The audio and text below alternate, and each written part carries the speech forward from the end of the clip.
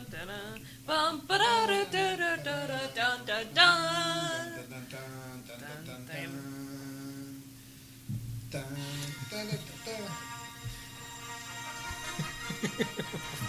on earth?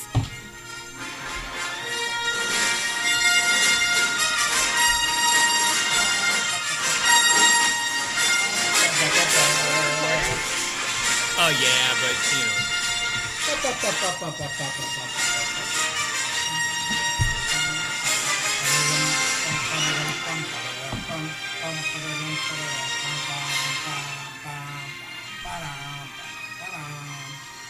That's great, y'all. It's good. Okay. Welcome to Star Wars Cast, brought to you by...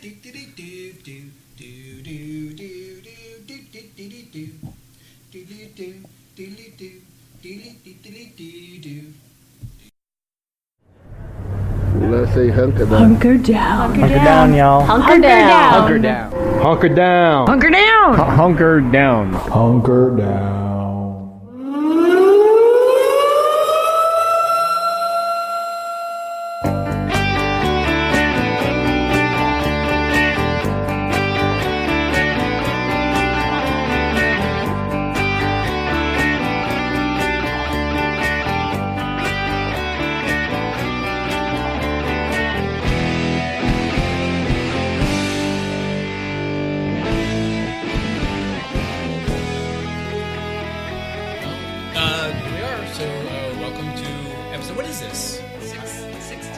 Lost count. I was thinking that before the episode, but I didn't know which one it was. Is our Sweet 16? I think I asked that at the beginning of every show. Like, what number are we on now? Like, I don't even know. Like, last time we counted as 15 because you decided that I didn't have to be there. I guess that's what happened. We had a Bad Street was there, which is a masked wrestler who replaces a member of the Freebirds if all three of them can't be there. And it could be anybody. But two of you were there. Right, and then we just had Karen Gadbois in your place. She was good.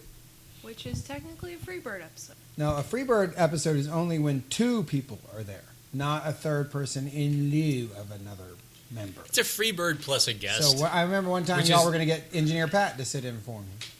I'll give him my spot. I don't want just anybody coming in here. Mm-hmm. Well, if that one was 15, then this is indeed our Sweet 16. 16 candles. That's Varg. I'm Alli. Oh, hi everybody. I'm Jeff, and welcome to Hunker Downcast. Yeah. We're back. Yay! After a long time, especially for you. From our Memorial Day vacation. Sure. I think I have songs I can sing for our 17th episode and 18th episode. There's 17 by Rick James and 18 by Alice Cooper. And then there's 19, that Vietnam War song from the 80s. So we have songs for the next 3 episodes. I think there's probably a song for every number. There's not a song called 20. No, of course there is. Well, let's look it up. Okay, we'll do that. We'd do that 16 Stone, or was that just the album? That was an album by Bush. I know. And let's not do that at all. I didn't know if they had a song that was an eponymous song as well. But one of the first CDs I ever bought. Same. Yeah. Are you serious? I bought that, Better Than Ezra, with Wow, that one. You bought that? Good. Yeah. Yeah, because they were not a cheesy local band in Pensacola. They were like a cool New Orleans band. It's one of the first CDs you ever bought, meaning on that format. Better Than Ezra, Bush, and then I want to say maybe like a 9 Inch Nails, something. But I went maybe a Moist. Remember that band, Moist? No.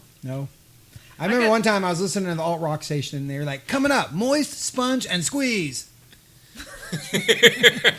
I was like, yeah, y'all are just fucking with me now, right? I got Bush and Cake at the exact same time. Oh, yeah. Wow. Bush Cake. Bush Cake. Moist and Cake would be good. And also Alanis Morissette, Jagged Little Pill. That was a good one. Yeah. There was like 6 hits on that song. It was a good album. Now, I think you're talking about the first albums you ever bought, period, right?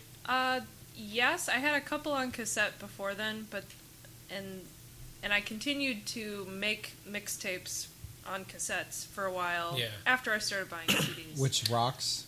But yeah, those were some of the first albums I bought. But Lance is talking about the first CDs you that ever bought. format. Right. So the first shit I ever bought, was Tony Basil, Mickey. The Go-Go's Vacation. These are 45s. Mm-hmm. And Laura Branigan Gloria. Wow. And I still dig them chick singers today. I can tell you the first 2 cassette albums I bought all the time. Were they Ace of Base the Sign, like me? No. Okay. They were Weird Al Yankovic's In 3D. Makes Okay. sense. That was his... That was the That seminal was his work. big... Oh, yeah, that was the one with, Eat It and Yeah. the one with the police song on He it. bounced. Yeah, he blew Oh, up. no, I had the one where he did Amish Paradise. I had that one. That is was a good much one. later, but yeah, it was a But good it was one. still great. Sure. And the other one was the Ghostbusters soundtrack. Wow. So those were the first 2 So you albums. weren't taking music very seriously at that age. I must have been like 10 or something, so... Been spending most of my life living in an Amish paradise. I think I also had the Lion King soundtrack. First we trim the horses, then we churn the butter, then we raise a barn up, then we raise a nutter. Something like that. Yeah, right? no, that was it. That's awesome. He was funny as fuck. He should have. There was a petition a few years back to have him host the halftime show on the Super Bowl, and I was like, "Fuck yeah!" And he could bring out anybody whose song that he had parodied, and they could do it with him. It would be a good old time for everybody. Weird Al Super Bowl halftime show? Yeah, I would watch that. Not my original idea. I read it somewhere, but got behind it. Mm-hmm. And he's been doing that shit for fucking ever. Like my whole fucking life, I've been listening to him. I want to All see the way back to Another One Rides the Bus. I want to see a Weird Al Super Bowl halftime show where he's singing only Beyonce songs. Oh man. Like parodies of Beyonce songs. So like he comes out in a little bodysuit, and instead of Formation, he does like I don't know, something else. Tim and them, help us out with I should have that. had a joke for Right, this. okay. I swear to God, I had something for this. Yeah, but We'll go back. formation is such a word that I mean, it's just we're not quick enough to think of something, but I've had like 3 beers already. it's got to be. I've had like 5, but they're little ones. Yeah, I don't even know what do you count these ponies as? They're like, I don't like them because you can't keep track of them. They're 8 ounces, so... So I think I can drink as many of these fuckers as I want because it's not even like drinking a whole beer, but it catches up on you. So they're drinking, you guys are drinking 8-ounce beers, and I'm drinking 16-ounce beers. So with our powers combined... You've drank 6 of our beers because you're on your 3rd 16-ounce? No, my 2nd. Oh, okay. So I've drank 3 ponies. It's the You have a stallion, and we have ponies. Yes. That's what they should call 16 ounces. Actually, Alli, Stallions. you might want to tell us what you're drinking because this is kind of exciting for you, right? These, this is very exciting for me. I'm drinking Oberon from Bell's Brewery out of Comstock, Michigan, which is very near Kalamazoo. I remember you. And I've been waiting for Bell's to come to Louisiana for what feels like 1,000 years. But they finally started distributing here in May. And they make many delicious beers, one of which is Oberon, which is their summer seasonal. It's a wheat beer. But they also make several others, which you can find at your local beverage dispensary, right? Dispensary of choice. And I can't wait to start getting some of those little suns because on the bottled beer, the sun is on the top. Yeah, it's on the cap. And use that in my salvage wood folk art. It's going to be awesome. There's a bunch over there. I also recommend the Two Hearted Ale. It's their IPA, and it's like I normally don't drink IPAs. I don't like hoppy beers, but Two Hearted is legit. It's great. It's smooth. It's wonderful. Bells, if you want to sponsor our podcast, please get in touch. Holla, Bells. I love you. So that's the first beer review we've had since the time that we had. Would you like to talk about a particular MP3? Yeah, also? so, right. So there you go. So now we've opened the show talking about music and about beer. We've done a whole beer and MP3s episode. So yeah, congrats to these guys. So.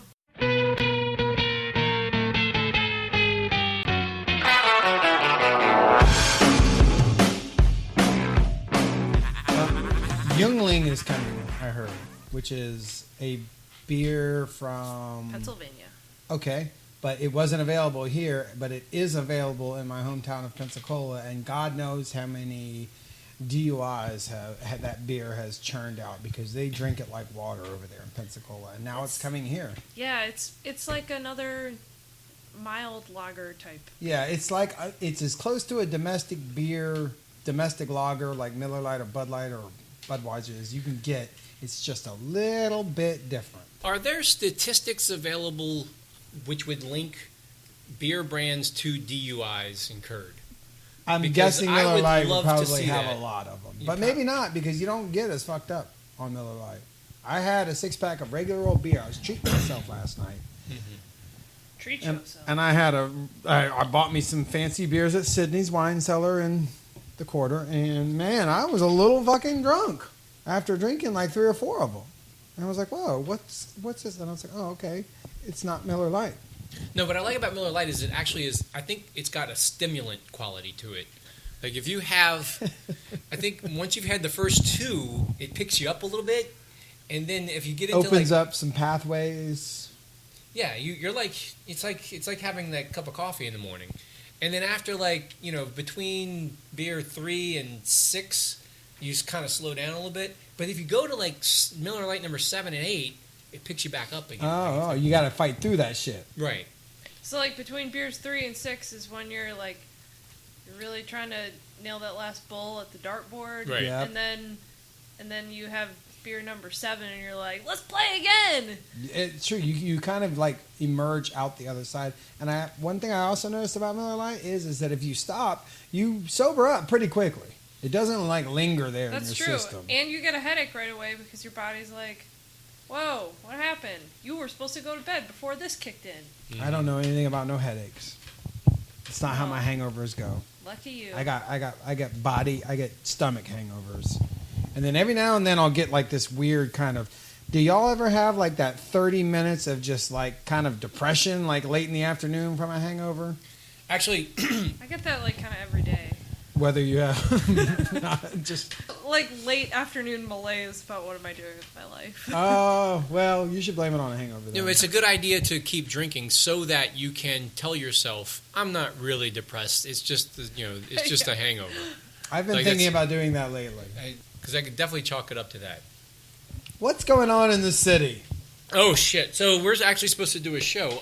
Well, let's talk about this. Let's talk about what's going on right now. Right now, while we're talking... It's Synody Day. Yeah, it was Synody Day in the legislature. Now, what they did was, because they've been called to their second special session of the year, we're now in special session number 2. It's an extra... Not so special then. It's extra special. Because It's it an never extra happens special year. twice. The legislature is now on double secret. So because they're doing that, they did this really cool thing today where they finished the regular session and then dove right back into the special session after like a 30-minute, I guess, wardrobe change or something. Like they all go backstage and put on David their... Lee Roth got his samurai swords and stuff. Yeah, they put on their special clothes. Right. So they got dipped in the flour, and then they went in the egg wash, and now they're back in the flour again. That's right. Okay. Out of the frying pan into the whatever. Into the beer batter. Right. So, Good work. Sure. Double stuffed legislator. Twice baked legislator. This is actually... Legislation. Refried legislatures. This is actually so this makes it the 3rd session this year, and They're almost working full time. I can't wait to see what comes out of this one. I guess I can talk us through this. Oh, all right. Well, Jeff, go do what you gotta do. So between Come on, Jeff. Let's go. because they have a huge budget hole that they have to address hole. by actually raising revenue You have a budget during hole. the special sessions. My budget hole is itchy. They also Should have to wipe that have. better. As you get older, the more you wipe your budget hole, it doesn't matter. It's still itchy afterwards. You'll find out. Something to look forward to, Alli. Especially in the summer. At this time of year, it gets really swampy. Hey, it gets swampy. Your budget is swamp ass. You probably already know a little bit. You just don't want to say it. Get the St. Anne charts, man. Nice. So anyway, setting the stage, they had to do the regular session There was only in one. between the special sessions. Today, the Right. regular session ended, right? Yes. Because the regular session is where they had to like actually set their priorities for what the funding would be, even though the funding wasn't going to be there, because they knew they were going to go in the second special session and actually raise their revenue to fund all the shit that they said that they wanted to fund. Thank you. So that was the huge argument going on the entire special session, the regular session. They had to create a budget and pass a budget, knowing that later they would have to go into the special session to actually raise the money to pay for the things that, to make the budget they pass better. So yeah, to make it actually balance instead of just being a wish and a prayer. Or a freaking nightmare. Because what they did this year is the whole argument we watched, and we talked about this on the show last time, so I don't really want to be too detailed about it. But there's this argument over whether or not we should prioritize the hospitals or the TOPS fund, right? Yeah, so we've definitely talked about this before. Right, so we have talked about this, but this is the argument they're having. Right. And what they decided to do was impose cuts on both of them, just to make it simple. Split the baby. Knowing that when they go into special session, they will find ways, perhaps, to fund TOPS, and hospitals will just have to deal with it. Right. But what they ended up doing was they funded the hospitals a little bit better than than the Republicans wanted to, which is good, because when they get into the special session, they're going to have to. The Republicans are going to have to actually agree to these revenue measures that will meet what they actually want, which is to fund TOPS.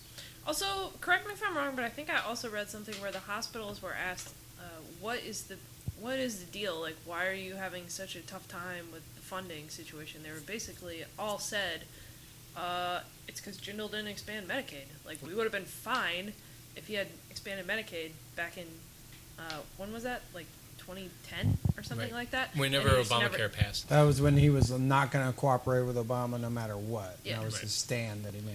And I think that was reiterated by somebody this week. But yeah, that's exactly the point. I feel like I read it somewhere very recently where they were like, "Yeah, we would have been fine if Jindal had just accepted the money, and we would have been in a much better situation now." Yeah. Actually, I can put in the show notes the actual article we're talking about because I have this somewhere. Okay. But it's basically, how did we get here? What we got, part of the reason that we got here was It's Jindal's fault. more or That's less. what I've been telling everybody I'm charging taxes, sales taxes to. Yeah. But you know what? I feel like he takes all of the blame when it should be at least equally shouldered with this extraordinarily shitty legislature. Because these same cats now who are like, well, this is just an awful mess that we gotta clean up. They went along with it for 8 years of Bobby Jindal. I mean, he was like, they were there. They could have said no. They could have stood up to him and said, this is ridiculous. Well, and they did nothing. They were just like, oh, whatever you say, Bobby. Well, here we go. so traditionally in Louisiana, the governor is king. He gets what he wants. He gets to make his appointments, and he gets to appoint the speaker. He gets to decide, what the agenda is going to be, and they can complain about it, and they can fight with him a little bit, but for the most part, the governor gets what he wants until this year. Until a Democrat's governor. Until this. And they're like, oh wait, we don't actually have to do what you want to do. So we went through this whole exercise at the beginning of the year, where they suddenly decided. They said, we want Barabbas. Or Barris, or right, whoever. that's the joke. Interestingly enough, the reason that they ended up getting what they wanted there, or they were able to succeed in their revolt, was because of our friend Neil. Our good friend Neil. Yeah. Your personal friend, Neil. So Neil Abramson helped them form a Republican-dominated House. Thanks, asshole. At the time... And they gave him a chairmanship for it. Well, so yeah, they rewarded him with the Ways and Means chairmanship. Kind of an important job. It is, and it's where the budget emanates. Yeah. And in the House, that's kind of important. And at the time, Neil said, well, hey, guys, look what I did. I went and got us a seat at the table. Like, I'm going to defend, I'll have a voice, in this. I'm an influencer. Right. So look how it's played out. Today is a great example of that. So today... Now we at it. She's Hell getting yeah. serious now. Today we're at the end That was preseason. We're at the end of the regular session. And they're trying You gotta sing the NFL films music in the background. Dun, dun, dun, dun, dun, dun, dun, dun, dun, dun, dun, Oh, that's dun, NBA dun. on NBC, but that worked too. Oh, that's Round Ball Rock. That's John Tesh. Yeah. Yeah, NBA on NBC. Sorry. I don't know if I know the NFL. Let me see if I can pull some. Well, while you're doing that, let's see where did we start? Is that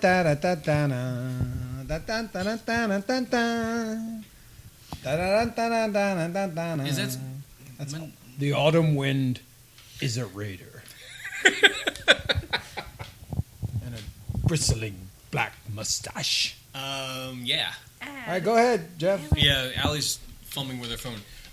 So today they're trying to pass something called House Bill number 2. House Bill 1 is the budget. Yes. House Bill 2 is capital outlay, right? Right, which is there's a difference between the operating budget and the capital budget. The operating budget is the actual budget, which is House Bill 1, which they agreed to.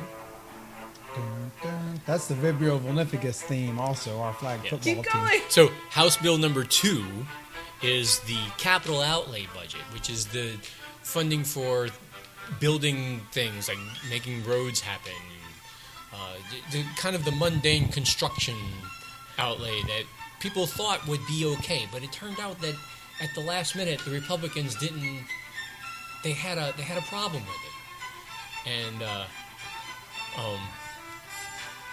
everything was set to go today, where they were going to have to agree to the Senate version of the capital outlay budget. The drama unfolded. But suddenly, as the Republicans had to agree.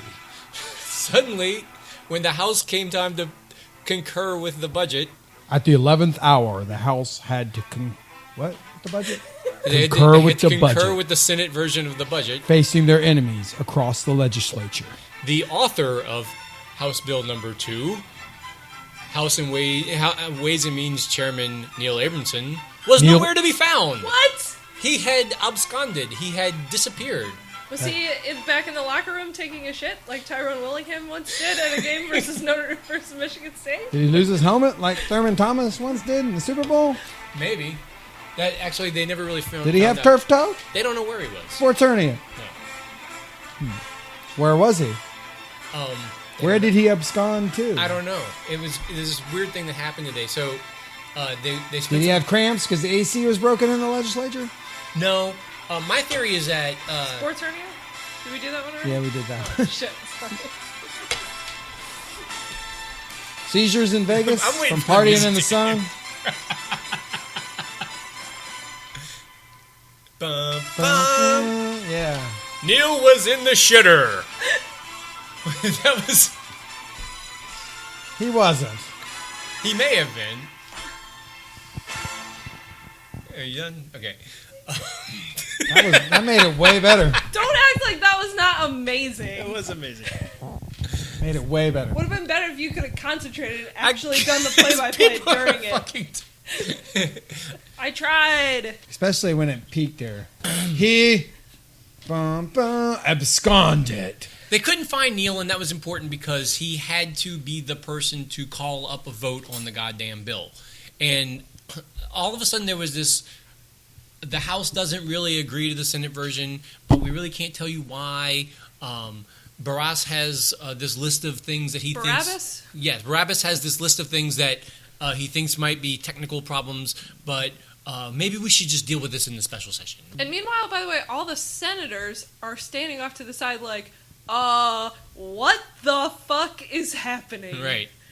Y'all didn't tell us any of this shit. Right, so that's the other thing. So the reporters are going, hey, what's going on? And every senator is like, no, nobody told us they had a problem with this. We didn't know that we were going to do this today. They're just delaying. And what really they're trying to do is they want to take a thing into the special session with them that they can use to negotiate. Like they don't have, because they lost their bargaining chip, like they know they have to bargain for tops in the special session, and they need something to hold hostage. If we funded everybody's pet construction projects in the regular session, then we can't trade them in the special session for tops money. Exactly. That's exactly what's going on. Yeah. In fact, this afternoon, I even asked them, I said, hey, what are the specific objections that they have to to HB2? And the reporters are even like, oh, Barras has these technical problems. I'm like, well, what are the technical problems? And They left the reverb on. Right. Probably. Like, we don't even It know happens. what it is. They didn't plug in the board. And the whole point is that it's just, the whole thing is bullshit. Here's So why. what happened? So, okay. It's another story. That So they didn't pass something the that bill, Jeff right? is going through. Where at the end, the moral is the whole thing is bullshit. Right. So let's skip to As so many of his analysis ends up again. The same ending is just how you get to just a different showing feeling since how you've been everything is gone. bullshit. Okay, but it makes for great television, or at least live Twitter. If you're watching it happen, where the clock is ticking and they have to decide whether or With not the they're NFL themes. with the NFL theme playing. Varg McCool. Anyway, so so here's what happened. So they can't find Neil. He's hiding. They're making jokes about where's Neil on Twitter. Like Dan Clater is going around taking pictures of That was really the funny. empty parking lot and trying to where's Neil. Then the House decides they're going to take a vote as to is it the will of the House that we call the HB2 to a vote, and that passes like with 52-44 or something like that. Yeah. And so they go, okay, well, we'll call it to a vote, and then that doesn't pass. So they voted that it's the will of the House that we call it to a vote, and then they bring it up over Neil's not bringing it to the floor, and they didn't have the votes to do it, so it didn't pass. Basically, they failed to pass the thing. And the reason that they failed to pass the thing was because Governor Neil Abramson decided that he was going to veto it. Taking his ball to the special session. Yes. So that's how the... Special session 2, Electric Boogaloo. Right. I totally skipped Specialer session. The specialer session. I skipped over the part where they brought out the cake and like we're eating cake in the house while they were waiting for things to happen, but that was kind of funny too. Wow, that's pretty You poetic. definitely should have mentioned that. Yeah, I'm sorry. But anyway, so that's the end of the regular session where we go now into the special session. And the special session is actually what we've been waiting for the whole time because they're going to, that's where they actually can deal with the real problems. They can raise revenue in all sorts of different ways. And so we're going to see if they can find ways to fund their priorities. And that's where we are. Can't wait for them to just raise sales taxes again. That, It's well, gonna be awesome. They can't go any further with the sales taxes. I know so they can't, I don't know what's but- going to happen. They'll figure out a way to do anything other than raising income taxes on higher brackets. They won't do it. Anyway, what So- else happened this week? What's the next thing that I have written down here? I can't read my handwriting. Recess. Computer class. Reading. Civics. Home economics, Wood shop. food nutrition, Language arts. child development, U.S. history. AP English, Mm. art story, Band. Yeah, there it is. Cars in the quarter. geometry, Trigonometry. Do you want to do that one next? calculus. Now we're just doing maths, though. Yeah. It's getting literature.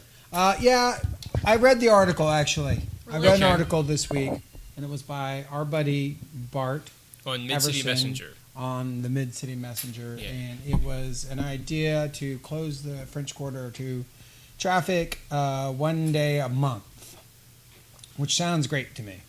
It's a pilot program, I guess. I mean, that It's would be an what it idea is. that may or may not ever happen, probably won't, but it sounds great to me because I work in the quarter and I am constantly having to drive into the quarter. And if I could get me a little sticker that says I'm allowed to drive, but nobody else can, then I am all for that idea. Because driving in the quarter is fucking stupid. I thought you were going to be. I thought you were going to be completely against this idea. I am against it if it means I can't drive in the quarter. Okay. But there's far too many tourists driving into the quarter. But I'll tell you what's going to happen if this day ever occurs, I is can that see this people article. in Tremé, in the Marigny, and the Bywater, and whatever the 7th Ward is called now, they're all going to be fucking bitching because people are going to be parking in front of their driveways and taking up their off-street parking and fucking everything up, and they're going to be driving.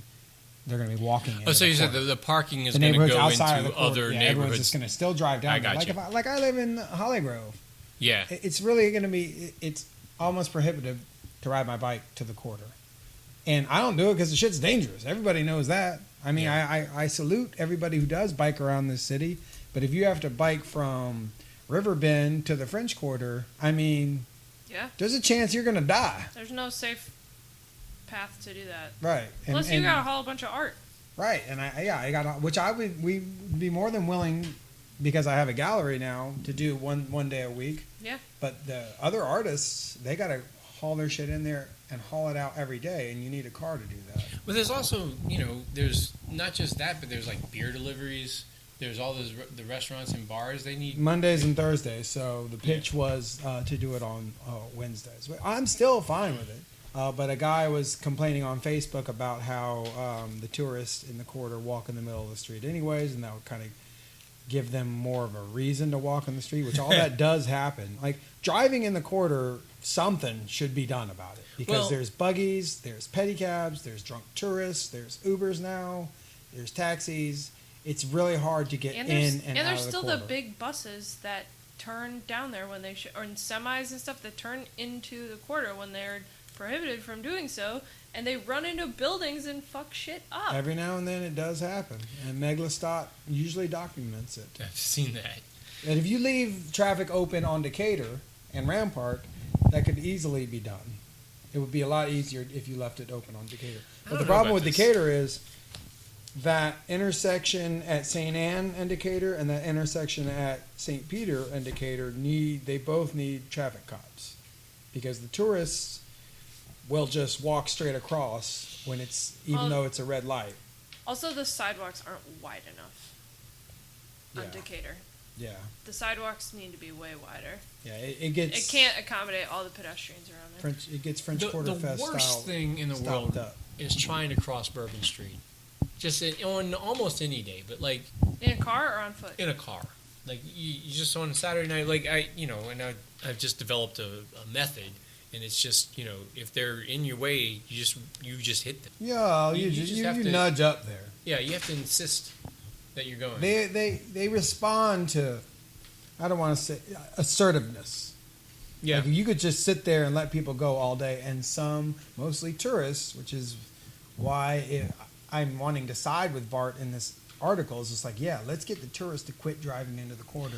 And let's leave the quarter for the people who work there. That's what I don't understand. Isn't it the tourists who are walking around and like they should walk, and locals should be able to drive, and we can drive in. So you want like a local pass to drive? Yeah, just like a local pass to park. They got those. But that's for residential parking. Well, and business. And business parking. Yeah. Okay. Otherwise, the rest of y'all would have to also. Yeah. No, my gut feeling is that if you took all of the residential permits for the quarter and the business permits for the quarter, that's going to exceed the number of spaces available in the quarter. First of all, there's too many people who would need it. Even if you said no cabs, no tourists, no whatever, like the number of people who would qualify for a permit in your scenario to drive on the street. Yeah, it would far exceed the number. Like, part of the reason that I think the thought of a no cars in the quarter policy is so appealing, and it is deeply appealing to me, is just that the cars actually take up so much physical space, and the streets are narrow, which is wonderful, and the sidewalks are not really as wide as they should be, as I mentioned before. It's true on Decatur, but it's true throughout the rest of the quarter, given the fact that it is most pleasant to actually walk through the quarter. It sucks driving through it. It's terrible. So, and cars just take up so much room. You could fit a certain number of bikes in there. You fit way more people in that same, square foot that a car takes up. And so if you get the cars out of there, you can actually fit a lot more people, and it's a lot more But you would have to, in order to do that, you'd have to reimagine the street. You'd have to think of ways to put in, I guess, a bike path through each one, or think about the ways that people would. They still need to be serviced. You just put a metal bollards at the end of every throughout the perimeter. Just like Whirl is during the day, and Bourbon Street is. Cisco still got to get in there. Budweiser still got to get in there. All that booze. Well, it's the same. I mean, Bourbon, they have metal bollards that retract into the ground, so they can put them up during the part where it's pedestrian only, and then they put them back in the ground during the delivery zone during the day. So hours. Yeah. Yeah, I'd be fine with that, as long as I got one of the permits. I mean, it's true. I drive into the quarter. I mean, 5 times a week. The thing that bothered me about Bart's article, and again, Bart is a friend, but like, is that he was like, "This is a great idea, and somebody is actually doing something about this now." But like, this has been talked about for a really long time, and the limits on it are not that like people weren't interested in doing it. The limits are that like there are a lot of different users in the quarter. There's people who live there. There's people who work there. There's people who visit there. There's like tour bus companies. There's businesses, French market. There's all sorts of different actors, and like there's just it is actually really hard to get the right balance of who gets to do what in this space. In addition to like, and we've all seen it go terribly wrong. Like when New Orleans hosted the Super Bowl, and it was like, well, here you go, Super Bowl committee. Here's our entire French Quarter for you to use as your backdrop to your television show. Right. And we didn't even get to enjoy our premier public space. And so it's a very delicate balance. And so I think there's just a reluctance to doing something that's going to upset it, just because there are so many interest groups here. And it's difficult. That's why I'm kind of suspicious of it. Like, I think that you're going to discourage locals from driving into the quarter and like going to hang out. I mean, it's true. And you're also going to, like I said before, encourage people, which it's already a problem, as anybody who listens to this who lives in the Marigny or the Bywater or Treme probably knows. They've probably all seen a waiter or waitress park in front of their house, even though they're 18 blocks away from the restaurant they work at, because that's where they can park. It's the easiest way to do it, especially if they live in Lakeview or Metairie or the West Bank. You know, there's no. And I mean, they're just not going to have a job. I mean, right. It goes back to the issue that our transit system is terrible. So like, it's a pain in the butt to go if you want to go hang out in the quarter or you want to get to work in the quarter. And maybe not getting to work is the problem, but getting home has certainly been an issue for a long time, depending how late you work in the quarter. Like, it's not a viable, safe option for a lot of people. So the thing about it is that I used to work in the quarter, and I also, like, that's 9 times out of 10, if I'm going out, like, you know, at night, I'm going to hang out in the quarter, I'm used to driving down there and finding a place to park. And, I mean, there's just a rhythm to it. You drive up Charters, and you go and you make the little back, you know, track down Royal, and sometimes you have to park on the other side of Canal Street, but a lot of times you can find a little spot and park. You got to find that sweet spot that not everybody knows about. Right. And it changes. You know where they're ticketing, where they're not. That's a freight zone, but it says Monday through Friday. It doesn't say Monday through Saturday. That one you can park at on Saturday. But what I have also noticed is that they will set up little traps for you on those. Yeah. Like there's one that says they got me one freight zone, no parking, pointing this way. And there's another one that says freight zone, Monday through Friday, pointing that way.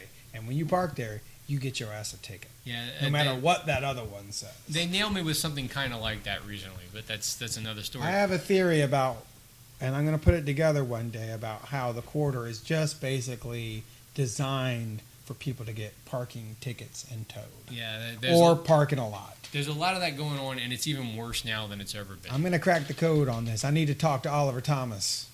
He's going to be my star witness. Sounds like a way to go. But I guess Jason Barry type investigation. Just because bring someone down. Just because I'm so used to having done it that way my whole life. Like my whole life it's been like, oh, we're going out, let's go downtown, and we just drive through the quarter and park there, and then you can bar hop all night. Like that would be really weird for me. And you would park in somebody's neighborhood if you were to do that. And there were no cars. And I don't want to have to do that. Like it seems like you're. I mean, the Megla cars Stott. have to go somewhere. You'd be parking in front of Megla Stott's house. To be fair, if I'm going out downtown and I'm bar hopping, I don't want to drive home. Like that is bad. You should not be driving home after been drinking all night. Yeah, it depends on a lot of things. You shouldn't. Depends on a lot of things. No, but like for real though, you shouldn't do that. No, you shouldn't. Well, it depends on if you're on Miller Lite number 4 through 6.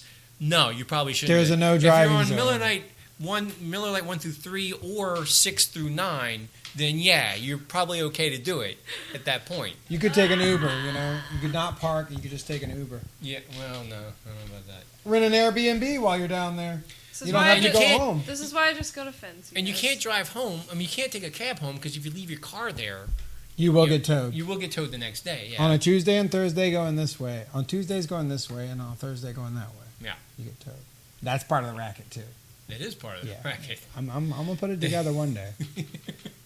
Or there's good. I know. I feel like there's a flow chart. It's a sense of it right now, but one day, probably never, I'm gonna put it all together and be like, look, here's the hot spots. How are you gonna get your ass?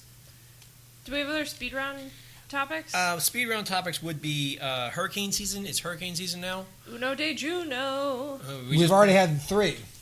Yeah. The one today's name was Cullen. Cullen? Which I thought was a lame ass hurricane name. That's the one going to Florida, right? Yeah.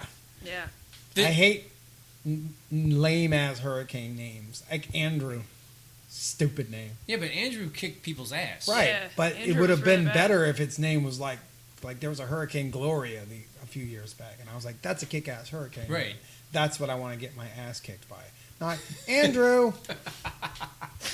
Andrew got a scholarship and is going to fucking Princeton or something like that. Right. Or Andrew is, he's not a fucking kick-ass hurricane name. Right. But there are a lot of people You who call do him this. Andy. You get the list out at the beginning of the year, and you Right. try to figure out I which go one. through it and I say, these are the lame ones and these are the cool-ass ones. I hope this one kicks my ass. Dude, Gaston is on the list this year. That's going to be... Gaston. I Yeah. love German ones. Gaston... Well, Gaston is French, I think, but he's Oh, gonna yeah? he's gonna come here for sure. Like, we're gonna get hit by Gaston. It's gonna happen. Probably. There's a series of children's books with an alligator named Gaston. Oh, okay. And one of them is Gaston drills his own offshore oil rig. Oh. And it may come true. Like, Gaston may drill Maybe. in another sense. In Beauty and the Beast, Gaston sings a song about himself and how amazing he is, and one of his lines is, I'm especially good at expectorating. And so, like, because he spits a lot. So Yeah, sure. that's going to be Gaston the Hurricane. I liked Ivan. I liked Katrina was a badass name. Cindy, I thought was stupid. Katrina, Rita, and Wilma all in the same year? Wilma, yeah. And that year they also went to just Alpha and Beta and Gamma and shit. Yeah, that was 2005 was just... That was a rough year. We were in that... When we got to Alpha and Beta... It was And just, one of them like hit Portugal. I remember. And they were like, holy shit, we've never been hit by a hurricane. Well, I still remember my grandma's basement got flooded by Hurricane Ike. I like that She one. lives in the Chicago suburbs. She lived at the time in the Chicago suburbs. Ike hit Texas, floated all the way up, and flooded my grandma's basement in Chicago. Yeah. That was how There bad was it was. Katrina deaths in Ohio. And then I remember Ivan, I got a special relationship with him because he destroyed the house I grew up in. And he went up, dissipated, but a little band like floated off into the Atlantic and reformed, and they didn't know what to do. They didn't know whether to call it a new hurricane or to call it Ivan again. So they called it Ivan, and it was like 2 weeks afterwards. My parents were like trying to figure out what to do with their house. Yeah. Son of And they Ivan. were like, yeah, Ivan is Ivan, back. Ivan, you know? Ivan Ivanovich, son of Ivan. Right. And I was like, holy shit. And then it started drifting. I was living here, and then it started coming our way. And I was like, Mom, I'm going to get hit by the same hurricane y'all got hit by, and maybe it'll, I remember that one very well. That was 2004, and that was the first year that I remember us doing like sort of mandatory evacuation. Well, an evacuation where we strongly advise you to get out. Yeah. And, Which is what every mandatory evacuation is. right. And we got Mandatory is for show. we packed up, like we went, like, me and my brother and my dad and my grandmother and my grandmother's parrot, whose name was Miracle, all got in like the truck, and like we went out to, we got as far as Hattiesburg, and the weather said that it's probably going to turn, and we're like, fuck this shit, and we came back into town, even though they're telling us not to come back, we came back. And I remember that night. I'm not being stuck with this parrot anymore. No, I know. Oh, and I had somebody's cat. You, Miracle. Somebody's cat pissed all over my car during that evacuation. Oh, that never cuts out. But anyway, Every humid day after that, you smell that cat piss. so we came back and went back home, and like I remember like just walking around looking at all the boarded up like houses and businesses, and it didn't even rain here. Like it went and killed like Pensacola. Yeah, 4 people in the neighborhood I grew up in. Yeah, but it and totally demolished the neighborhood. Right, Like, it just like leveled things there. Yeah. But it didn't hit New Orleans, and it was like that was a near miss for us. But it was still like we were still not taking things seriously. I literally probably cost some lives the following year when they were expecting Katrina to turn. Yeah, and I spent that night. I spent that night at Igor's breaking curfew because it was a fucking curfew. But nobody was doing it. Like people were there with like floaties on and stuff because they thought it was funny. That's how we were taking. Like that's what I would have done for Katrina. Those are like the people who gathered at the top of the building during Independence Day. Right. And they're like, "Welcome the aliens," and they're like, they'll find their dead body with a floaty on it, and you're like, "No." Right. Everybody knows that story. I think it's Camille that they say, "Yeah," and there was a hurricane party in Biloxi, and they all fucking died. Right. And I'm like, "Yeah, man, I believe it." That's what happened to us the next year. So. Yeah. So that's Ivan. Yeah. So they're doing their thing this year where they're going through their exercises where they all get up in front of. They had their practice press conference last week. How many people can we fit on a podium press conference? Yeah. I mean, I think that one day we need to just all like chip in and get them a podium with risers, a wide podium or something, like so that they can bleachers. all, yeah, so they can fit everybody like in a city middle school government. choir concert. Right. But they got up and they lectured us about how important it is to be worried. The fucking kit I don't ever understand. They're like, "Do you have your kit here?" I'm like, "Fuck no, I don't got no kit. And I ain't never had a kit, and I ain't never buying a kit. I ain't buying no batteries or no water or anything. I'm going to go down there and I'm going to get it the fucking day of. I'm going to wait in line, or I'm not. I don't know. I'm not doing shit until that motherfucker is 3 days out." So you're not a prepper. Fuck no, because you don't even know if that motherfucker's going to come. The whole time as it's approaching, and they have the little 5-day out map. Yeah. I'm still convinced it's not coming until it's like 72 hours away and all the spaghetti's in agreement. Yeah. Then I'm like, "Well, honey, we need to fucking get the fuck up out here." But until that day, I don't give a fuck about a hurricane. Yeah. I watch them out there. No, but it's entertaining. Like in the interim, like it's fun to watch them. The closer it gets, it's actually more and more entertaining. If you watch the press conferences become more and more like, and then your neighbors start to trickle over. "Are you leaving?"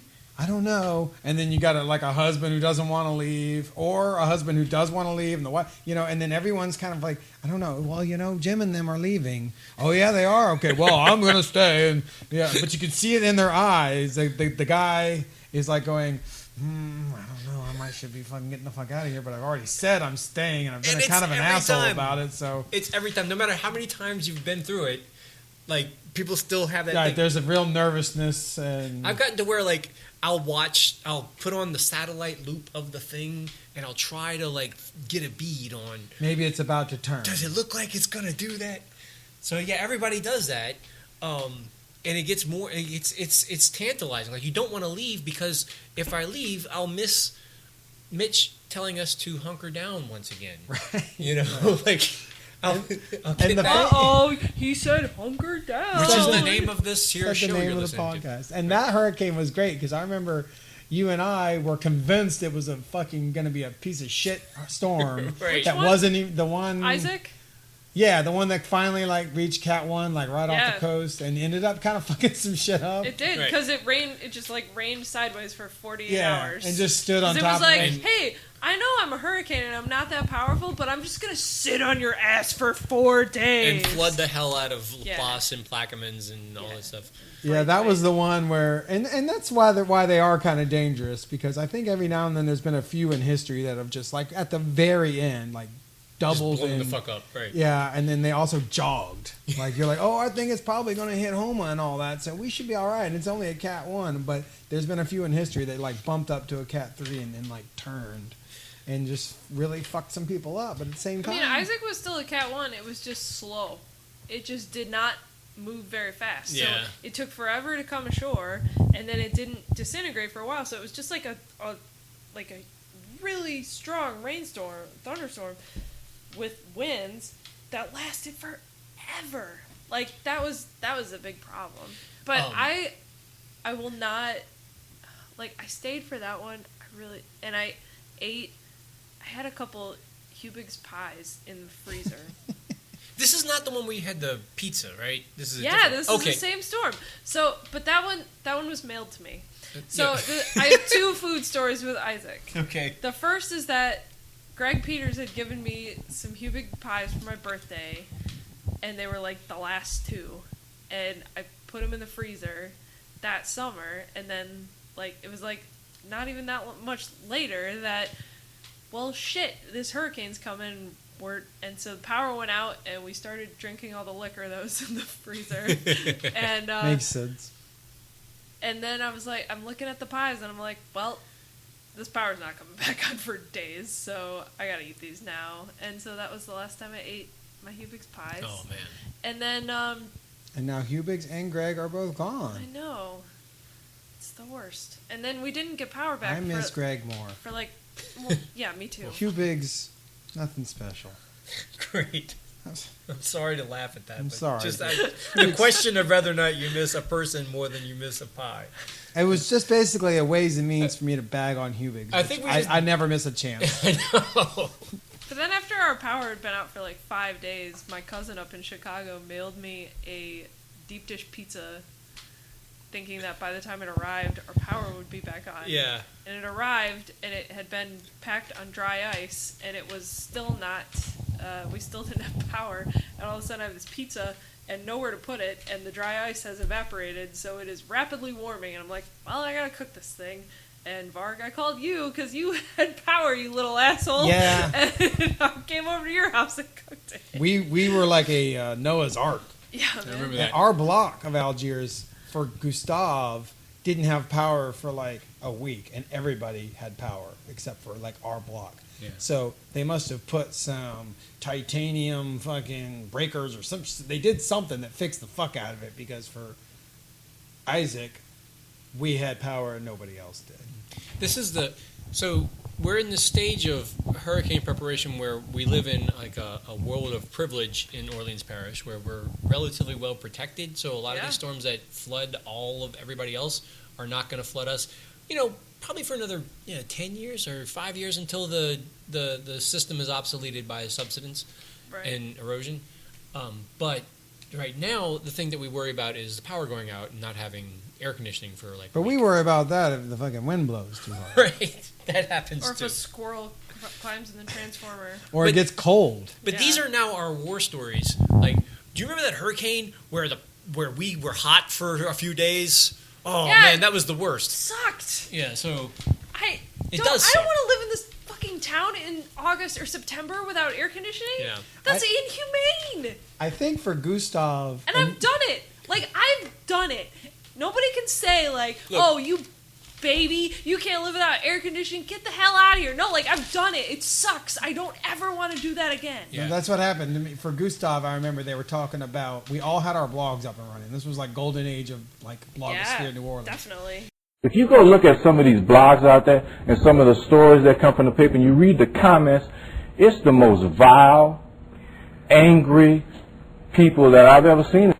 And they were like talking about tiered reentry, and I remember I wrote like a few like very Ashley Morris inspired, fuck that, you ain't keeping me from my home, fuck big business, I'm coming home tomorrow. Yep.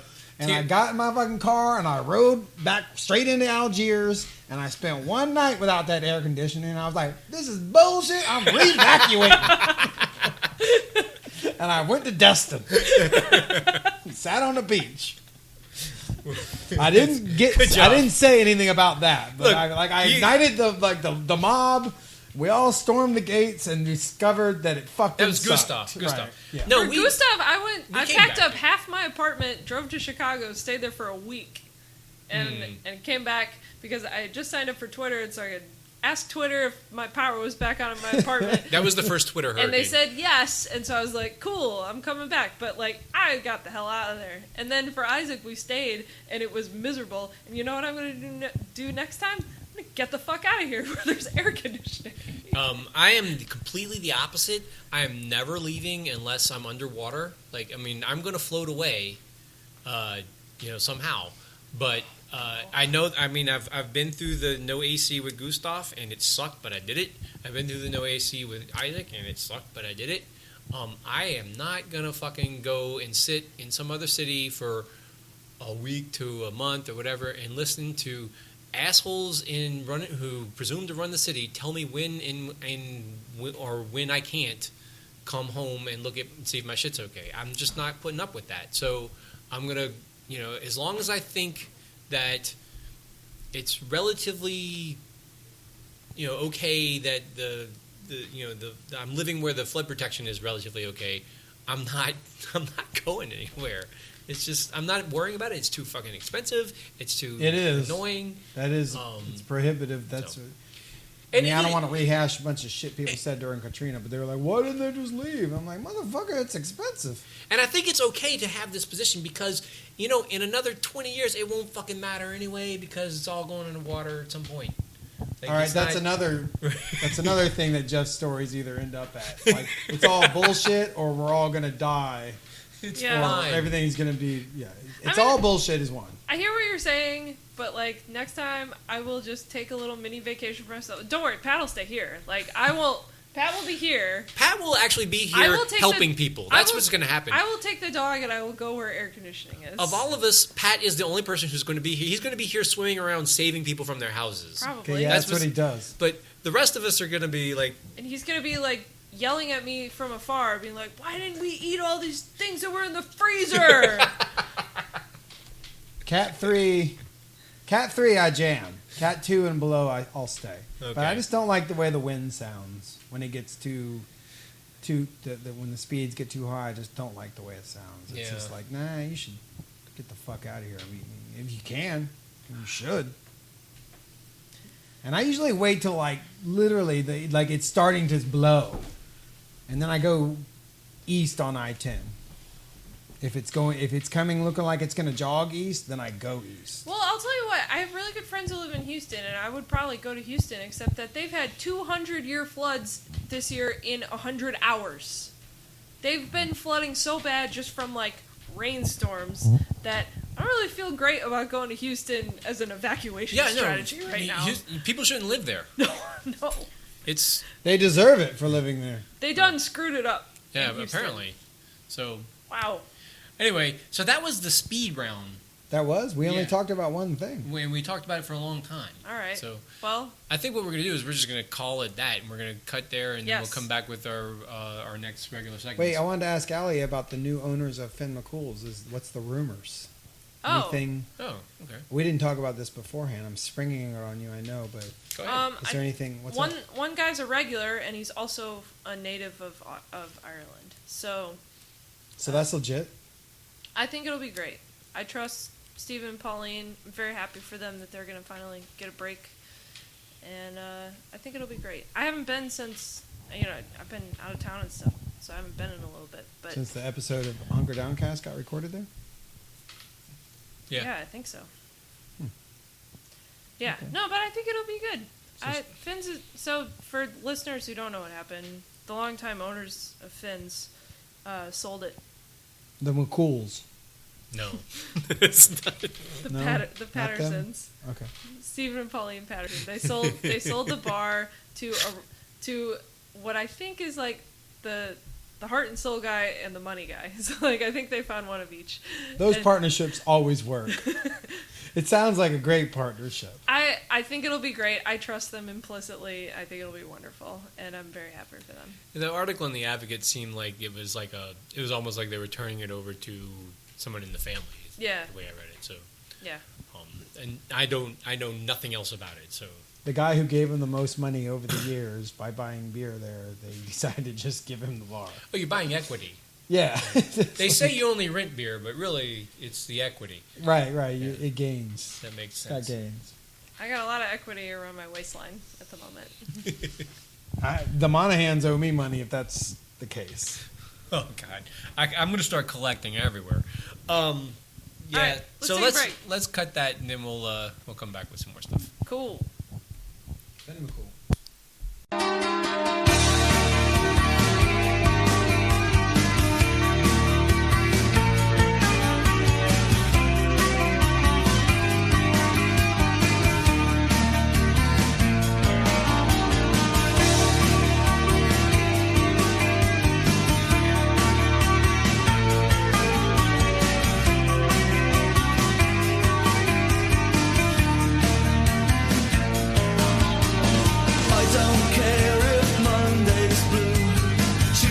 grey and Wednesday too. Thursday, I don't care about you. It's Friday, I'm in love. Monday, you can fall apart. Tuesday, Wednesday, break my heart. Oh, Thursday doesn't even start. It's Friday, I'm in love. Saturday. Okay, we're back. We're back. After a very long hiatus, you guys didn't hear it, but we were gone for a long fucking time. We've been sitting here drinking. What the hell are you drinking now? What is that? This is another Bell's beer called Oatsmobile. Oatsmobile. And it has a picture of a horse on it. Get it? No. Oh, the horse eats Because it's oats. an Oatsmobile. It's feeling his oats in a mobile fashion. Yeah, okay, Yeah. all right. Gotcha. Yeah. Also a play on a car Yeah. Yeah. that no young person should ever drive. It has old right there in the name. It has oat right there in the name. The beer does, yes. Yeah. True. It's interesting. It's a session pale ale brewed with oats. I don't know that I'll get it again. A makeout like other- session pale ale? Or just a straight up session? Or a pale special session. A specialer session. Mm, A double secret session. We're meta, totally. which means through the looking glass. Oh. Never mind. When we get to stepping out, I'll talk about. Are we there? Are we not there now? We can while right. this thing's in Are my we there head. yet? Are Are we there? Are we there yet? We'll start saying that. All right, so this is the part of the Dad! show Let's do it. where we pretend to be stepping out, but we're stepping on stepping But out. really, we're just stuck in the backseat of the car. Because Peggy Scott The Laborde has not Oldsmobile. yet been on our show. She was gonna have me on her show. Yeah, what the fuck happened? I think she maybe backburnered that, or maybe one of her very wise advisors said, not that dude. You don't know what he said about Errol in episode 2 of his little podcast. I don't Loose think cannon. Loose cannon over Yeah, here. he could do anything. All right, we got He to. said Errol, quote, wasn't hitting that right. I remember that. Yeah. And then but- I think And that now got it's on episode 16. Yeah, I just repeated it. No, but Because okay. I'm not going to obviously be on Stepping Out. I done burned that bridge. No, you didn't burn the bridge. I think we can make it happen. I think we need to restart the This campaign. is 20. She winked at me this from is the Funny 40 Fellows. 2016 building bridges. Yeah. Okay. So I Holla think at your boy. Varg was almost on stepping out. I think Chef James on Twitter was on Poppy Tooker's show like Yeah. a week ago It's talking just- about a job I don't think he has anymore. But yeah. he knows her, So, all and of then them. she knows she knows Peggy Scott. Like, this is, like, I'm just saying, mean. put Varg on Alli. TV, man. That's what we're trying to get Yeah. you back on TV. So I'm sorry, I can't keep track of which job he just had. It was the one at Press Street, I think. Because he quits all of them. Well, I think he sometimes also gets let go of a few for noble reasons. Anyway, speaking but of he also chefs, comes right back to the jobs that he just. No, I don't think he's coming back to Press Street this time. Oh, okay. I'm sorry. We'll have to have him on sometime and talk You know, about it. Chef or I'll James. do an interview. Chef James also is right now, as we speak, trying to create his own fried chicken business. So I did see that. I saw that it was called Friday I'm in Love. A chicken love story. A chicken love story. Chicken lover. Whoa, A chicken story. As they, I don't know if that you shit remember. is conceptual. It is like Goth fried chicken. yes. Well, that's That not is a mashup. That's not the name. That's the name of his Kickstarter. It's not the name of his business. Oh, okay. Oh, fuck. But that is the name of his Kickstarter. So if you want to help Chef James create his goth fried chicken, you can contribute to his goth fried chicken It is really damn Kickstarter. good chicken. We'll put that in the show notes. Yeah, no, he makes good food, and Yep. and he's actually a very personable fellow. He's a nice guy, but Friday I'm in Love is kind of, I don't know. But that's not the name of the I business, think so it's okay. Monday you can fall apart. I remember in my hometown, the Goths would hang out in front of churches and KFC and shit, and you'd always see him out there eating fried chicken, Tuesday, Wednesday, break my heart. smoking clove cigarettes and stuff like that. Oh, Thursday doesn't even start. They didn't sing that at the concert. They didn't sing that. Oh. Or I think Boys Don't Cry. They didn't sing Boys Don't Cry. Damn. It's true. But goth boys certainly cry. And if James doesn't raise enough money, then the boy won't fry. Boys don't fry. How can you so just sorry. leave me when doves fry? Yeah. And now I'm all fried out over you. Bam! That was Lisa and Colt Jam. Varg, how was your week? Okay, so I don't know if I've ever mentioned it, even though I eat there all the fucking time, but I ate at Mutz, which is formerly called L'Enfant Terrible. L'enfant terrible. Right, in the back of Molly's. Uh-huh. But how many things has that been? Well, it was Dis Taco Yeah, I for a remember little that. while, which was a yeah. play on That dog. That Dog. Right. But that didn't make it. No, and then that now did he's not. been in there, but he changed his name. Oh. So now he's Mutz. What the fuck does that mean? I don't know, but the food is good. Okay. So it's Mutz with an umlaut. Exactly. Okay. You saw it? You looked it up? Anyways, No, I'm using context clues. I saw on his menu earlier this week that he had something called a chili cheese fry burrito on there. And it frightened me. And I was like, fuck. As well it should. This That burrito looks- frightens and confuses me. Alli has just found her fucking second wind in this segment. She's That's Miller what Lite number 9. she was texting earlier, not Yeah. paying attention, and now Hey! she's like, I'm mocking the fuck out of these dudes. Continue, man. Okay, I'm gonna do it. You have a frightening burrito. Okay, right. Yeah. And I'm just a caveman lawyer. Your burrito's frightening. so I asked him to please, because he does burgers really well, to please chop up a little bit of burger meat and put it in there. Because I'm like, fuck it, this thing's gonna kill me. I want to go out really well, you know. So he, Get some protein in there. yeah, All right. and so he chopped it up and he put it in a tortilla. It was those Cajun fries too that you see that have the batter on them and have like Cajun spices in it. It was that. Some Special beans, order burrito. some hamburger meat, some cheese, but then he fucking served it flat. Like it wasn't a burrito like round. that Oh, it it's sits. an It open was- face burrito. No, it was He all like smushed it down. like he kind of folded it onto the top, and then the cheese stuck it all together, and then he chopped it in 4 pieces, and then he came out and he brought it to me, and he So it goes, was like a disc. yes. And I think I took a picture of it. And then he goes, that's called a Carcosa burrito. Times a flat circle. Because it also had a swirl of barbecue sauce on the front. And I ate it. And it was fucking good. It tasted like infinity. And then I gave a quarter of it away to my homegirl Cassie Tarr. But you know what a quarter of infinity is? Infinity. Infinity. So I actually gave none of it away. Did you? There was actually math Did there you for a drink second. some Lone Star beer with it? No. Out of a big hug mug. Even though Youngling and Bells is here, Lone Star has not quite made it yet. Oh, that's right. But when I do go through Texas, I do drink me some Lone Star. It's perfectly cromulent beer. It played a bit of a role in a breakup I had last year around this time, but that is another story.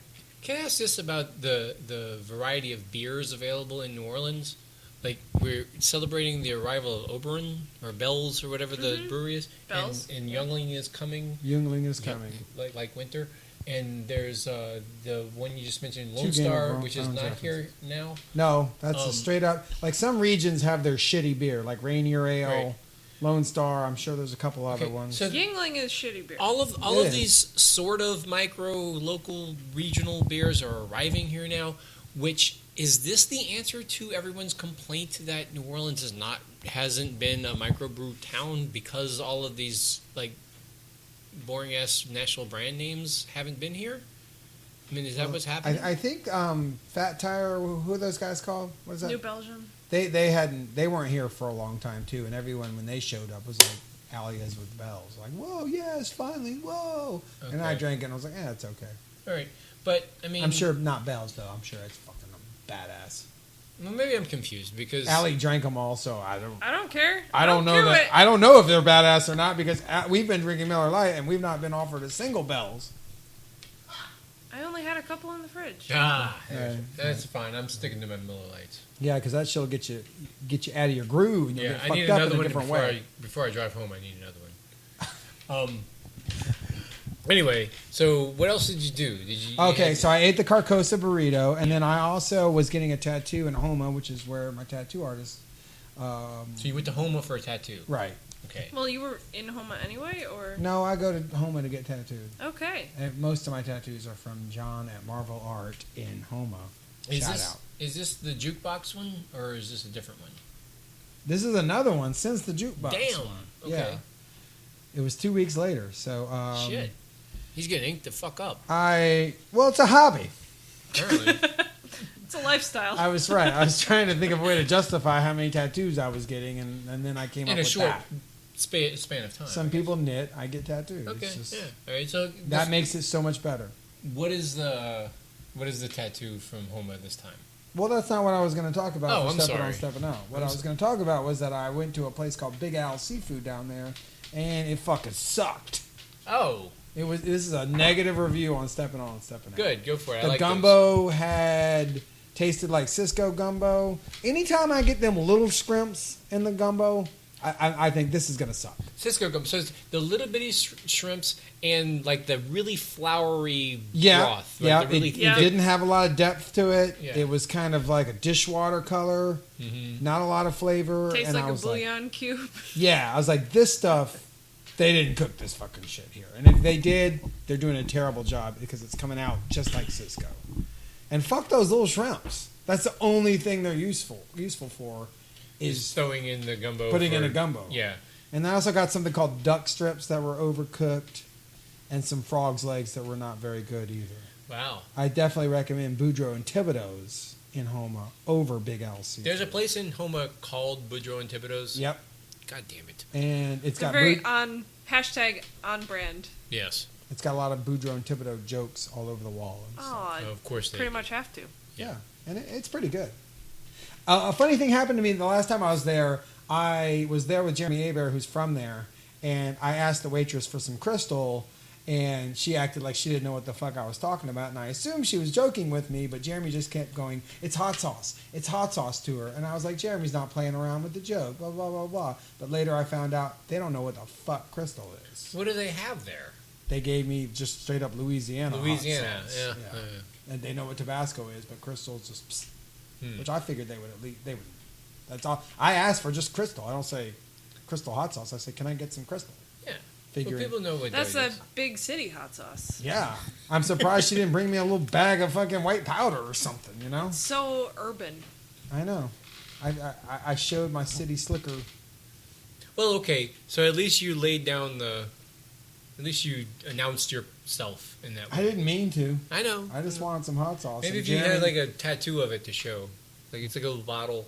Like here you go. I got a lot Jeremy to go. probably has one actually when you come to think of it. Does he not? He might. Yeah, I would not be surprised. He has I'll ask him. He listens to the podcast, so. Okay. It just seems like he would have one of those. Tag us on Twitter if you have a crystal. Oh, you know what he got at the tattoo shop that day? What's that? He got the Hubig's Probably Made Locally Fresh stamp on his. Oh, I saw that. That's calf. really good. So Yeah. he's got a Hubig's tattoo. He might as well have a crystal tattoo. Even He's though probably got Hubig's just okay.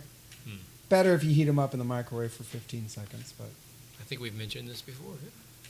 yeah, I'm not going to miss a chance. Also, after we finish, there will be a short segment in which myself and a fellow artist talk about the movie The Lobster that we saw at the Broad Street Brock Theater. Lobster?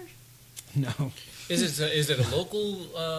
What is this movie? It's not a local movie. We review the movie and we review the venue, and the venue review is the local spin, Jeff. Okay. We actually saw Bar Polly's at the Broad Theater. We did. It was pretty good there. Oh, wow. Yeah. Yeah. So we were there with Tim and his and daughter. And, Tim and Janet. Yeah. And Aster Janet on Twitter. yeah, we had a good time. That was their show where they interviewed you because they Pulled were for doing Ivan the, Drago and My Rocky pal- Four, but she's my all pal right. Jeff Thomas was there too. Yeah. So it was really cool. Yeah. We had fun there. So we can't wait to hear what you guys' review of the. I mean, Yeah. thank you for hyping it, but it's not. Venue You can wait. Yeah, I haven't heard it yet. So It's okay. okay. It wasn't nearly as good as that Cure one, but Okay. Awesome. So should I go next? I guess are you done? Almost. I think so. Yeah. All right. Okay. So what'd you do? Well, it's been a while. So I went to New York for work, and that was really fun because I actually had never really been to New York as an adult. Mm-hmm. And I got to do a couple things on my own before I had to do the work things. Like I ate at Momofuku Noodle Bar, which was really cool. So I have the cookbook right over there on the shelf. But I got to eat at one of the places, and that was really neat. The food was delicious. Got to walk all over.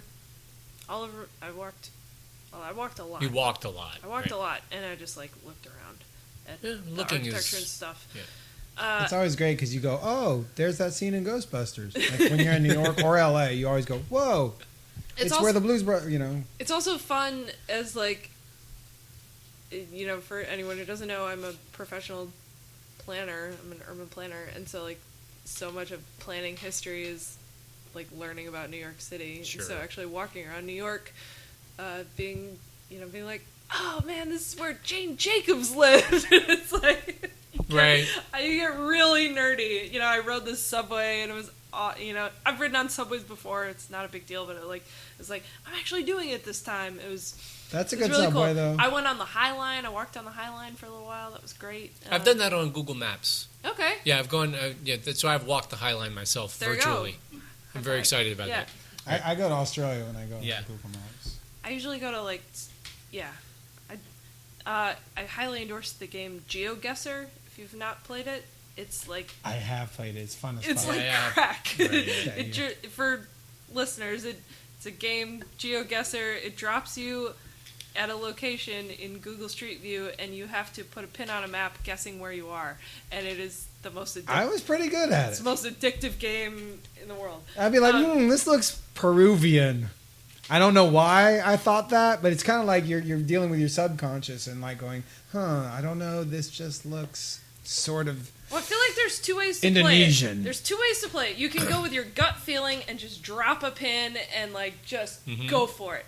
Or you can spend like an hour Looking like, for license plates and signs and things. looking for license plates, signs, language, deciduous trees, whatever. Like I'll looking look at for- the people too. And then you try and Google signs that you see and figure out exactly where it is. Oh no, I don't. And see if you cheating. can get in I don't within- Google. I think No, that's cheating. I've definitely done it to see if I can get to the exact spot. I'll pull up Google Maps in another window to actually like cross-check where I'm at. Right. Anyway, So that's one way of playing. That's the orienteering way of playing. it's the planner nerd But way of playing. the way you refer to I- it, just yeah. thinking you were in Peru. I did that one time and I got Hawaii correct. So I was. proud Oh, of you were myself. right there. Yeah. Well, you go like, Yeah. and a lot of it's just relying on your instinct. You don't know why you think that tree might grow in South America, but your intellect beneath. Yeah. The You worst, can also the you really worst, though, know- is when you get somewhere and it's a Cyrillic alphabet. You're like, I have no idea. I also did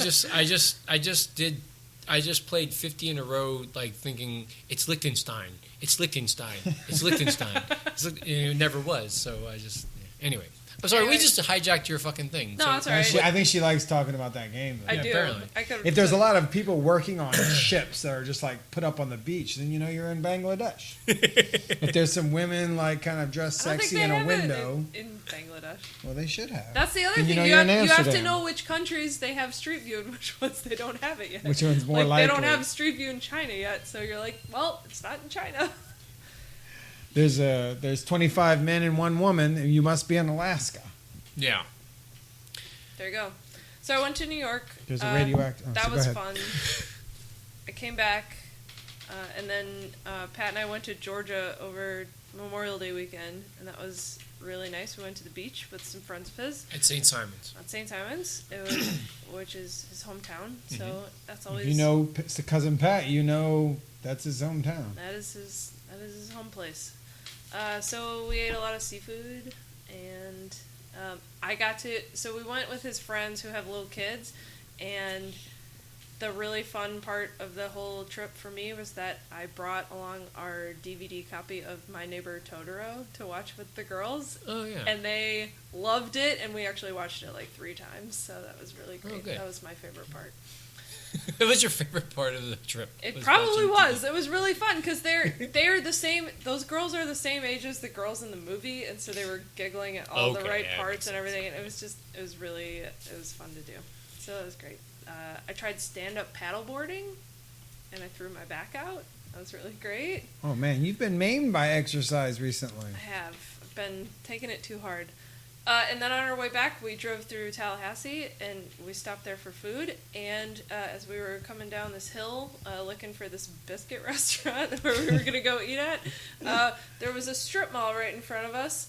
And on the right was a billiards hall, and on the left was a nightclub, and in the middle was the Florida State University Department of Anthropology. In a strip mall. That sounds about right. It was. Yeah. I had seen pictures of this before. I didn't believe it was real, and then I saw it with my own eyes, and I still kind of didn't believe it was real. That's one of the more Florida things that you'll see, I guess. That they have an academic department that's in a strip mall next to a billiards hall. Sure. Like, that's Why the not? most Tallahassee It is thing FSU, ever. you know. It is FSU. Right on Tennessee Street. Was there kudzu growing over the Department of Anthropology? Because No. Tallahassee has some fucking mad kudzu. All of the panhandle, man. Yeah. It was all covered in kudzu. The whole damn Shit's hard to thing. kill, man. They did the same thing with kudzu that they did with Nutria here, where they were like, you can eat it, you know. Oh, but trying to like get it. They didn't send the sheriff out to shoot it. No, they didn't do that. Shoot it. They did make one of the other attempts to get rid of it. They didn't make a PSA with Sheriff Lee riding on the back of a truck. Right. No. You see a kudzu. Shooting kudzu does not work as well. No. But you can eat it, apparently. I bet people have tried, though. Fry it up. It's the new It kale. didn't go over It's as the next well. kale. It might be. Right. So, it's like people in England who eat nettles, right? Aren't nettles a thing? Yeah, I think they are. Okay. Do you have what else? I think that's it. I have a recipe minute, but I can do that later. We'll do that in a minute. I forgot to mention that I ate at Canaan Table on Decatur Street, and I thought it had gone downhill since the last time I Whoa! ate. I was there a couple months ago, and it was great. Yeah, the prices have gone up, and I don't know. The food just seemed a little more bland and not as good. Okay. Which is unfortunate. We have been doing a thing where we don't get out the house as much. We have quit smoking recently. So, I mean, when I say we, the editorial we. Yeah. The royal we. Right. Well, she's quit smoking. So that means that when one of us does this, that both of us are kind of in this activity together. Which means that we can't... It's commitment. Yeah. Teamwork. So we haven't really exposed ourselves to too much stimuli because then we will be triggered to return to or to backslide. So your apartment is a safe space. Yes, we've been in our safe space. Okay. And woke as fuck. But it's not always... the whole time about the nicotine on fleek. Right. So we're doing that, which means that we haven't gotten out a whole lot. We did do this thing where we went to the Greek festival like last weekend, which was like it's a starter festival. It's like if you want to go outside for a few minutes, you can go out to the Greek festival and have your little like gyro and your lamb and your we had like the little cups of Retsina. And that shit is disgusting. It's terrible. Yeah, it's like pine sol. Yeah, and we had one glass each, because it tastes like rubbing alcohol with pine in it. And then you do that, and then you go back home and you feel like you've achieved your interaction with the world for the day, and then you can go back to not smoking again. I'm watching Gilmore Girls. Yeah, there was a lot of Gilmore Girls involved. Jeff's been watching Gilmore Girls, y'all. Telling him. But on the bright side, I did get her to watch all of Lady Dynamite, which is fucking hilarious. Oh, is it good? Yeah. I've heard good things. Maria Bamford is great, and the show is fucking, like, it comes at you from all sorts of angles, and it's like manic and crazy, and it was fun. It's a great way to pass the time if you're, quarantined from all human interaction because you're not smoking anymore as a couple. Anyway, I did watch. Just not to interrupt, but I did watch season 2 of Unbreakable Kimmy Schmidt, and that was excellent. Yeah, those are good. And then I thought watched, season 1 was better. Really? Yeah, the show moves pretty fast. I mean, you got to watch it a few times to catch all the jokes, but I thought season 1 was funnier. I really enjoyed it. I also watched anything to bring Carol Kane back. I also watched that episode. Carol Kane is amazing. She's been gone too long, and I'm glad she's back. I watched that episode of Black Mirror, the first episode of Black Mirror about the Prime Minister screwing the pig on national television. Right. Which actually ended up true. Sort of. I didn't want it to be even a bit true. Right. It was so horrible. Yeah, that was awful. Even sort of true is too fucking true for me. The person who lives with me in this apartment was away while I was watching it, and he came home and was like, "What were you watching?" And I tried to explain it. It's like, what the hell is wrong with you? I love that series because it's hard to pick your favorite one. I think my favorite one was the one with the eye implant, but everybody, for different reasons, emotionally, and what they've been through in their lives, has a favorite episode for different reasons. It's the only one I've seen. I don't know if I'm going to watch more of it, though. Oh, God, yes. They're all good. It's one of the best series I've seen ever. I don't know this one, but just speaking of Kimmy Schmidt, I think we should probably just announce the results of our Twitter poll from last week. Oh, okay. Which was, which is the Louisiana politician most likely to own a survival bunker? Okay. And the choices were Rob Maness and Ken Havard and Elbert Guillory. That's pronounced madness. It's Maness. or Maness. I would not pronounce it that way if I was him. But the winner was Jeff Landry. Yeah, so, for sure. So if you want to, if we want to send the FBI out to somebody's backyard to look for Kimmy, that would be where we would go to fake Governor Jeff Landry's. They're alive, damn it. Yeah. I'd also be remiss if I didn't mention that the season finale of The Americans is on Wednesday. Oh, so TV guide. There we go. I'll be back on Wednesday. I think Kimmy Schmidt has one of the best themes of all time, though. It's a good one. It is. It's catchy quick as too. hell. It's actually kind of annoying after 4 episodes. It's in your head. Well, Jeff hates it, but fuck it. Anyway, so it's bullshit, is what it is. Yeah, it is. We're all gonna die. The Unbreakable Kimmy In 20 years, we'll all be drowned anyway. And what it's gonna do is, hopefully, we will all be dead in less than 20 years. Anyway. What do we have next? We have the dude from Mad Men was funny as fuck in the first episode. Yeah, John Hamm. Yeah, and he was also in the special Christmas episode of Black Mirror. Oh, really? Yeah. He creeps me out in Kimmy Schmidt. I'm not gonna lie. Yeah, I think he might be kind of like that in real life. Plays it too well, you know. I hope not. Jesus. Some people play themselves. Also in Black Mirror, there's a lot of Game of Thrones actors. They show up in it a lot. Should I recipe minute? I saw you fiddling with your phone. Are you looking to do the recipe minute? I'm going to interrupt the fuck out of you while you were you were doing to me when I was trying to do my Steppin' Out.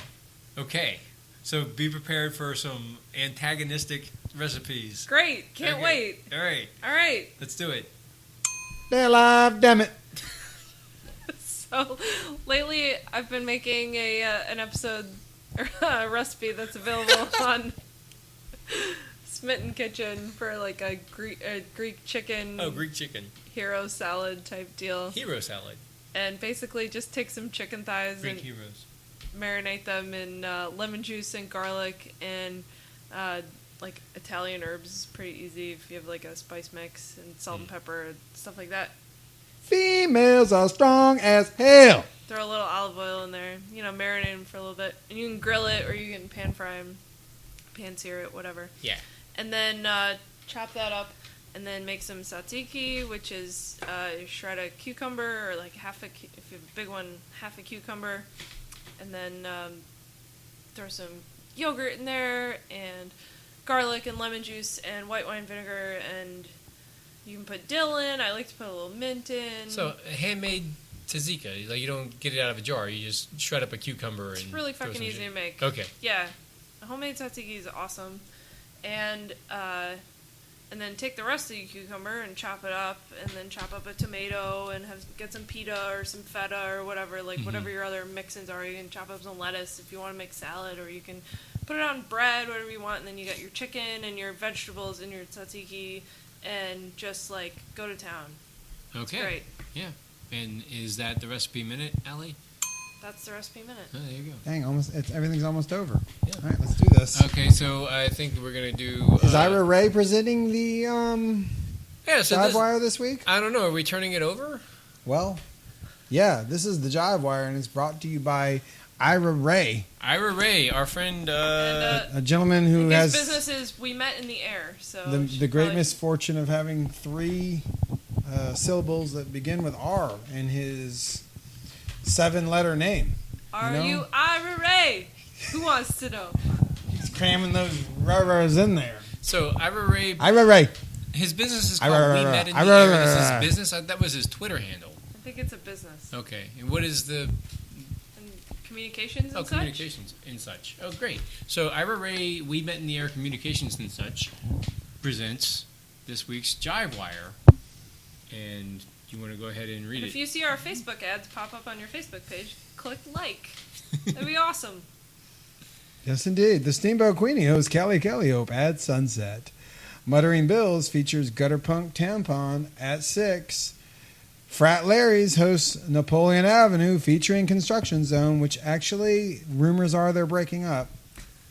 In November. In November? Well, they're going to finish the tour? The farewell tour ends in November. The Urinal Bar has Beer in the Book Drop at 6. That will never go away. Vagina Friendly presents C-Ray Cray Cray at 6. Yeah, that's 70 Ski Chalet has The Lusher Lushes at 7. Oh boy. The Strobe Light Lounge has Megalostot at 7. Specialer Session is at the Capitol Steps at 9. 40s and Gifts is at the Twitterati Bar at 9. St. Joe Horns hosts Ann Rice Krispies at 9. Oogle Mushrooms is at Spaghetti Geddon at 10. Irvin Mayfield's Jazz Library features Gallier Holiday at 10. The Jive Wire is brought to you at the oddest hours. Yeah. It's brought to you by Ira Ray. And then go out there and get out now. Y'all get out there, support and enjoy some live local music. Damn. Coming up after the cast, a special Man on the Street interview with artist Katie Lease about The Lobster. Yeah. A movie about if you're single for 45 days, you get turned into an animal of your choice. That sounds fucking heavy. You'll have to stay tuned to hear all about it. Stay tuned to hear all about it. Also, shout out to Sidney Torres, who may or may not be running for mayor. Mayor Man Bun. Check out your Gambit this week. He's on the cover of Gambit, looking very much like fucking Jon Snow, like with his fucking off into the whatever that stare is. Middle distance. Yes, middle distance. He's gonna be like Mitch, but worse. He's not going to be the mayor, so it doesn't matter. Yeah, it doesn't matter. Anyway, we'll probably get to that later. That's the end of our show today. Thanks for listening. You can follow us at our various places. We have our fucking website. It's hunkerdowncast.something.com. Yeah. Alli is something. At Allison_DeYoung. Lance is something. You can come by my gallery at 901 Charters and buy art from me or shoot the shit. And please, if you're thinking about visiting Jeff at work, don't do it. Come see me instead. I will take one for the team. There you go. Talking to you. Neil That guy's name's Abramson. Neil Abramson or Mrs. Abramson. Yeah. There's a couch there. You can chill. So thanks again for listening. We'll see you next time. Oh, you can follow Jeff at Spooks. They know where to find him. Follow all of us. They read The Advocate. At Hunker Downcast.